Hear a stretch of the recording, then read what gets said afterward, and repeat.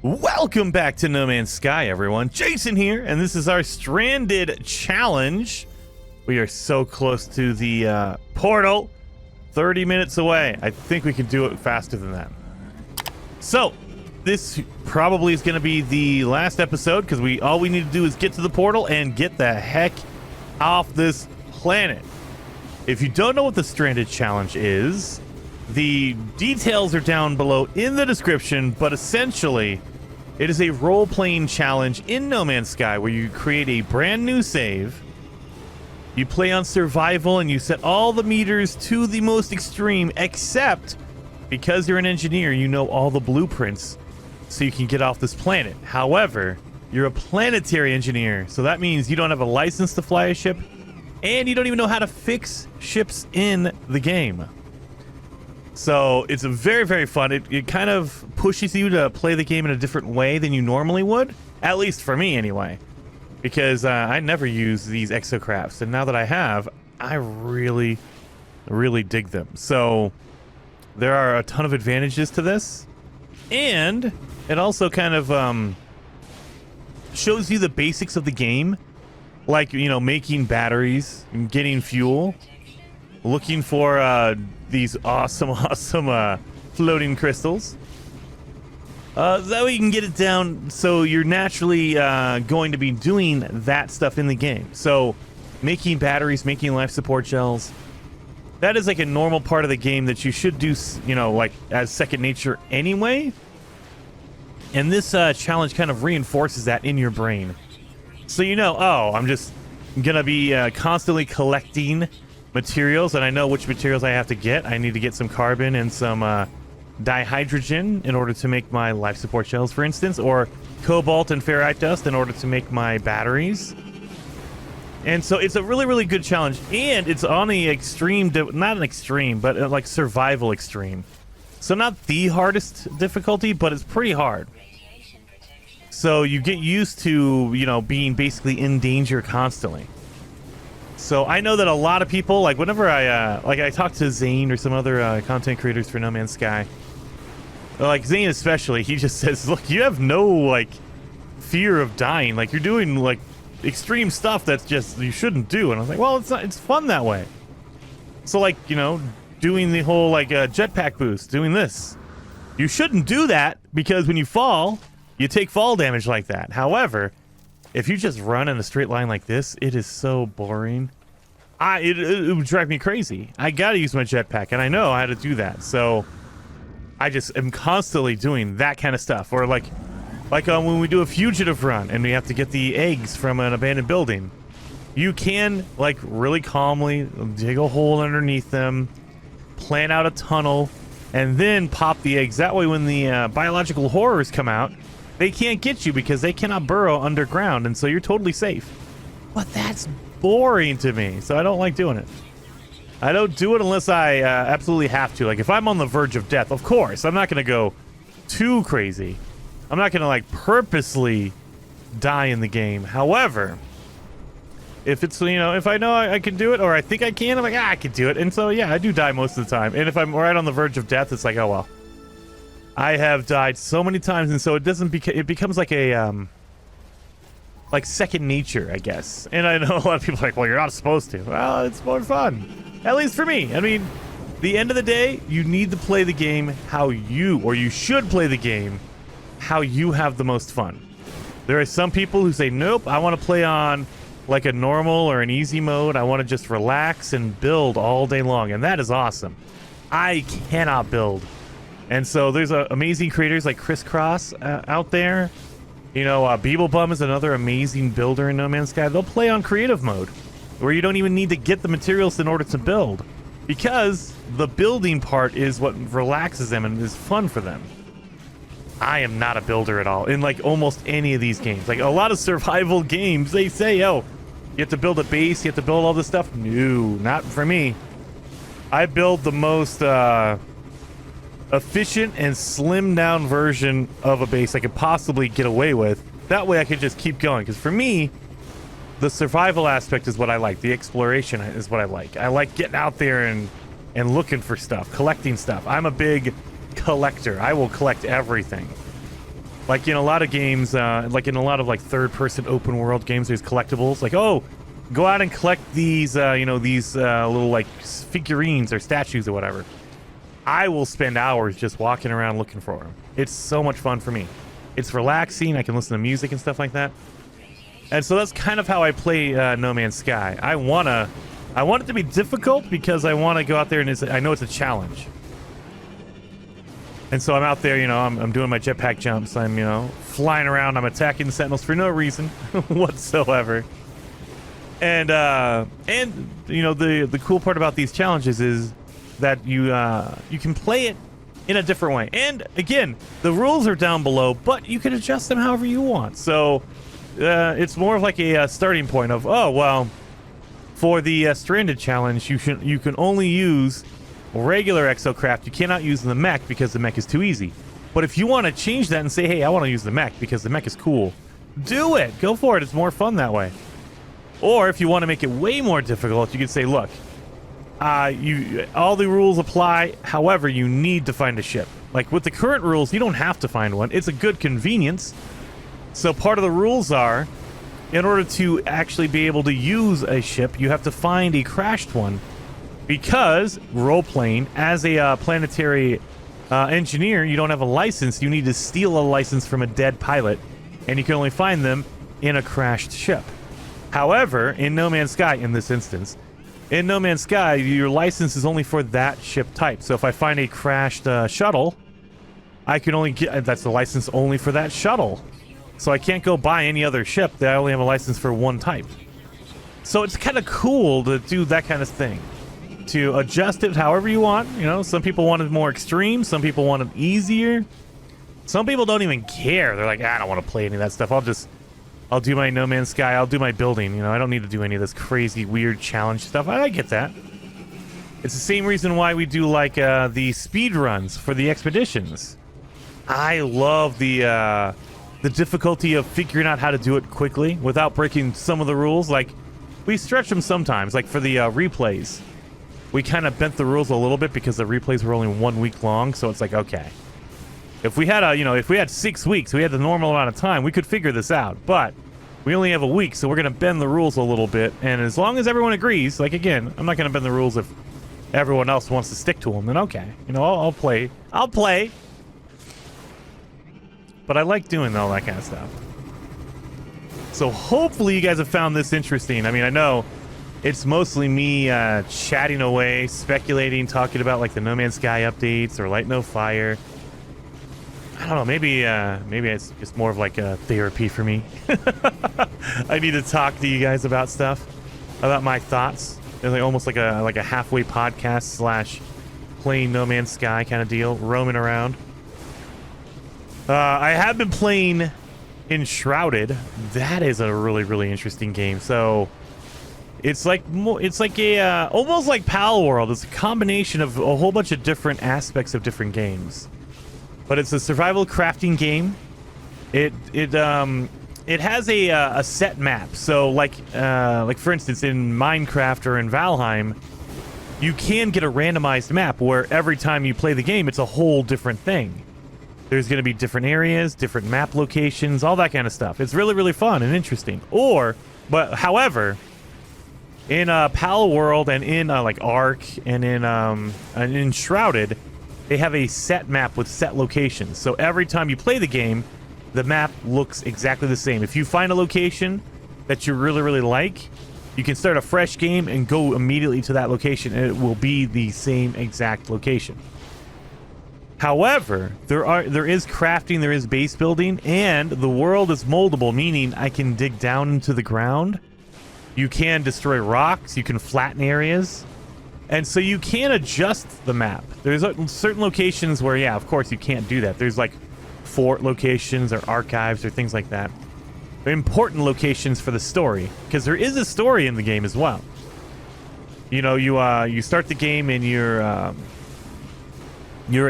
chosen one. I think you're a Fireborn or a Cinderborn, and you're just supposed to go around the world and save some humans, and also rebuild and take out bosses and things like that. It's really, really fun. I've been really, I mean, I did a stream that was 8 hours long straight. I just played for 8 hours straight. It was insane. From beginning until, 8 hours in. And we did a lot of cool stuff in there. There is some, quality of life things I hope they change. Some of the building aspects are kind of weird. Some of the menus need a little bit of adjusting, because like the interactivity. Like I play with a controller, as you guys know. And all the menus, if you press pause, your pause menu, you cannot use a controller to navigate that menu. Not at all. Like the thumbsticks don't work, the buttons, you can select things, but you can only select the top item because you can't move down. It's so weird. So you have to use a mouse and keyboard to go through the menus. There's some other aspects where it's made for a mouse and keyboard in mind. And as you can customize the controls, which is kind of cool, but you probably want to go with a default setting if you go with a controller, because I was going with a controller and the default settings seem the best. Maybe, if I get in there and really dig down, you could probably set up some way better button combinations. But the default controls are pretty much good. They're pretty good. I've been playing Pal World. Dude, Pal World is so freaking good. Way better. I thought it was a joke game. I thought for sure Pal World was like some kind of a weird, like, oh, it's just an empty game, but it has Pokemon and it has guns and blah, blah, blah. No, it's a really good built game. Like, it's not perfect. There's a lot of polish that needs to happen on it. But it is really solid. It's way better than I was expecting. I for sure thought it was just a ripoff, like, oh, people are going to buy it and realize, after a couple hours that the game is kind of empty or whatever. It is not. It's so good. There is such a good loop to it. And, it needs polish, of course. It needs some things changed. Some of the items in the game are kind of weird. Some of the, like, your Pokemon kind of get lost on the map. Like, when you capture them, you put them at your base. They kind of get trapped and they get lost in your base because they don't know how to path trace. That kind of stuff. Path find. So, it's going to need some work, but it's in early access, just like Enshrouded is early access, meaning they're not done with it. They're basically done with it, but they're going to be adding more content and polishing it and adjusting it as people give them feedback. Like, oh, we like this or we hate that, and they can adjust that, which is really cool. But both of those games are solid, like, awesome early access games. Like, probably 5 years ago, when you heard the term early access, you're like, okay, this thing is like half broken and barely works. These games, today in 2024, Pal World, Enshrouded, they came out and they're basically full-fledged games that are a little bit rough around the edges, but they're almost content complete, and they're going to be adding in new content like Valheim. If you launch Valheim today, in January of 2024, it's a full-on game. However, they're adding more and more content. And instead of charging DLC for it, they're just saying, oh, no, it's early access, so when the game is quote-unquote finished, then we'll fully release it to, 1.0.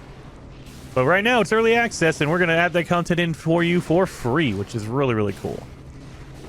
And it sounds like, who knows what the future holds for, like, Pal World and Enshrouded, but that sounds like they're doing the same exact thing. It's a full-on game that you can play from start to finish. However, they will be adjusting things, adding things, removing things that just don't work. And so, a year or two from now, when they finally finish the game and fully release it, it might look very different. It might have a lot more content and adjusted all this stuff. So it's really, really cool. I'm enjoying both of those. It really...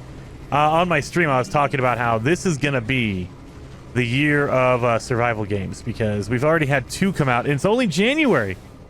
January 2024, we've had 2 really, really rock-solid, amazing survival crafting games come out. And, we're still waiting on a few others. I still think, in my heart, I really think that Light No Fire is coming out this year. That's another amazing crafting game that's coming. We're going to get a whole bunch of updates for No Man's Sky, of course. So, man, it is going to be a survival crafting game kind of year. And I love it. I love it, especially the kinds that are coming out. Like, for me, I like the more, not like super intense survival crafting. Like, if you have to eat every 3 minutes or else your character dies, it kind of gets frustrating. With Valheim, if you don't eat, you don't die. You just don't have a good enough health. So, essentially, eating is a bonus. It's not a requirement. And that's kind of where it is for like Pal World and Enshrouded as well. You can eat and recharge your health in Enshrouded, but it's not required. If you don't eat any food, you're fine. You don't need it. You only need it to recharge your health. In Pal World, same thing. You can eat food and recharge your health, but it's not required. Like, you get hungry a little bit, but, I mean, early on, they give you an auto-feed bag. Like, they give you a bag that you automatically eat from, so you don't even have to remember. As long as you have food in your inventory, you're good to go. You don't need to worry about eating constantly or drinking or whatever. So I like that kind of aspect. I like the focus on exploring the world and finding new things. I think that's what I really, really enjoy about these games. And No Man's Sky, I don't think any other game does it as good as No Man's Sky. I mean, maybe Light No Fire when that comes out, it'll be better, but No Man's Sky is all about it really is a heavy focus on exploration, going out and finding things, getting, materials to upgrade your suit. You can literally spend hours and hours on a planet looking for buried technology or looking for buildings and things like that to upgrade your thing and earn some money, earn some nanites that way, or earn some cash that way you can buy all your upgrades and make your upgrades. And then the survival aspect of it is just like, okay, you'll take some damage, you have some life support, so every once in a while, take a gel to recharge or whatever. But other than that, you're good. Don't worry about it. It's not a main focus. Maybe they could go the route of adding in a survival mode. That would be interesting. I mean, I think it was a couple years ago when they started making food like a priority in No Man's Sky. Because when it first launched, there was no food. You had life support gels and oxygen, gels and things like that. But there was no food. And then they added food to the game, and they added recipes and things like that. And everyone thought, oh, that means they're going to add some kind of like survival mode where you have to eat food. And they haven't yet, and I don't think they ever will. I don't think that's their goal. I think that would totally fundamentally change No Man's Sky if you had to eat food constantly. So I think that, it would probably be really interesting to see. There we go. I kept recharging my... Oh, God, I'm running out of fuel. Oh, no. I'm going to have to stop and get some fuel. It would be really interesting to see if they add in, like, a mode for that. Like, you could play normal mode permadeath or survival mode, but survival mode means you don't have any life support gels. The only way to increase your energy is by eating food. That would be really interesting to see. Something like that. I don't know if it would be my kind of game. Like, I wouldn't play that mode simply because I don't like making food. I like just popping in a battery or a life support gel like that and being good and being done. That's what I enjoy doing. Where's my hat? Oh, where's my carbon? Where are you? No carbon? Seriously? No plants? Yeah, anyway, so, there are sometimes, like, I enjoyed in Valheim because of the way they implemented it. So, in Valheim, if you've never played Valheim, you are a Viking back in the Viking days, like back in way, way, way olden times. So, you're building, like, huts and things like that. But the way they address the food survival aspect is they basically say, look, you have 25 health no matter what. If you get hurt, of course it goes down. But your base health is 25 and it never goes down if you don't eat. It'll just stay there forever. However, if you want to increase your stamina, like your running ability, or your health, you just eat different kinds of foods, and everything gives you a different amount. So a normal piece of meat, like a cooked piece of meat, will give you a little bit of health. But if you make a sandwich with meat and bread and stuff like that, then it'll give you even more health. And there's no sandwiches in the game, but you know what I mean. It's like a stew. Like they have deer stew. You can get deer meat, which will give you a little bit of health. Or you can make a deer stew, which will give you even more health. And so the more advanced the cooking is for that food, the more life, the more stamina it gives you. Which is really, really awesome. I love that idea. So it benefits you, like it pushes you to upgrade your house, because you can't make all these more complicated foods unless you upgrade your cooking area. You have to use pots and pans and things like that, which is really, really awesome. But you don't have to. Like, they don't force you to. If you just want to stick around the beginning area and just kind of build with the starting stuff, you could totally do that. But they kind of push you along and say, hey, if you're really interested in all this cool stuff, you got to get a little deeper in the game. You got to go to the more advanced areas, the more difficult areas, because the reward for getting to those areas is all this cool additional stuff. So I like that. And again, it pushes you to explore. And I love exploring. I will run around, like in Valheim, I will run around an entire map and I will chart out what's there. Like I'll chart out where all the enemy locations are, where the caves are, where all the burial chambers, all the crypts are. Because I want to explore and see all this stuff. I want to take out enemies and pick up all their gear and upgrade my gear. Like the stuff I love about Valheim, I wish they would add more, like an armor skill. You know, so like if you wear armor, like the same armor a lot, you will upgrade it. You'll basically learn more skills in it. Like in, I think Elder Scrolls does this as well. If you wear heavy armor and you get hit with heavy armor, your heavy armor skill goes up. That way, you say, okay, I'm going to stick with one armor because I want to make sure that skill goes up. And as that skill goes up, you get different attributes. So you're able to, you get additional armor. You're more comfortable in it. So you run faster in heavy armor. Things like that. Or heavy armor doesn't weigh you down as much because you're used to wearing it. I wish that, you know, like No Man's Sky and Valheim would add in that kind of stuff. I wish No Man's Sky had skills like that. Like if I drive my exocraft a lot, what if you got better at driving? Like you, your handling got better and better. That would be really awesome. I would love something like that because it would benefit you. Like, okay, there's a reason for me to drive the exocraft. I need to get my exocraft skill up. Or like flying, you know, if you're in a fighter, you get your fighter skill up, which means you can fly, you can fly more fuel efficient or whatever. You know, give us bonuses for flying the same type of ship. You get more comfortable with the guns on a fighter, so you know that. Or maybe you're on a hauler, and so you're used to the cargo on a hauler, so you can carry more stuff. That kind of cool stuff, you know, those kind of stats. I think that would break No Man's Sky. It's not built with that in mind. But maybe Light No Fire. Maybe Light No Fire they could do that. Or whatever their next game is. I would love to see, like, more RPG elements in No Man's Sky. And I don't think they'll ever do that. I think what we know as No Man's Sky today is probably the final product. They're just going to add more content to this. So instead of adding features and saying, oh, there's going to be more... like suits, or there's going to be more skills, or there's going to be more this or that. No, it's going to be like, hey, here's more multi-tools, more variety of multi-tools. So you like multi-tools? Here's some more. Here's some more ship types. Here's some more whatever. They're going to add more content. There's going to be more exocraft, more mechs, more blah, blah, blah. So I think that's what they are, because they finally got it down. They got No Man's Sky to a place where they kind of... They have that pattern down. They have the good feel of it down, so the gameplay loop is good. Now they're just going to add more to do in it so you can use that loop even more.